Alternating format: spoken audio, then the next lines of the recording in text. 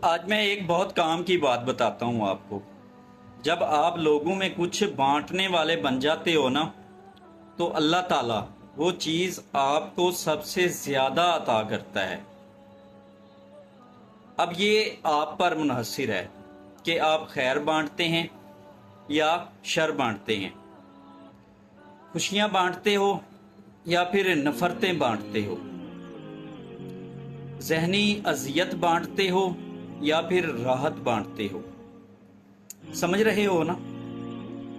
اللہ تعالیٰ کا فرمان عالی شان ہے، جو آپ خرچ کرو گے، جو آپ خرچ کرو گے وہ لوٹ کر ضرور آئے گا۔ اور خرچ کرنا صرف یہ نہیں کہ آپ پیسے دو، آپ کسی پر اپنا وقت خرچ کر سکتے ہو، کسی پر اپنے جذبات خرچ کر سکتے ہو، کسی پر اپنی انرجی خرچ کر سکتے ہو،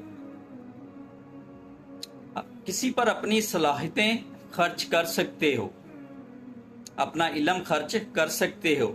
اور میں یہ دعا کرتا ہوں اللہ تعالیٰ سے کہ اللہ تعالیٰ ہمیں خیر بانٹنے والوں میں سے بنائے۔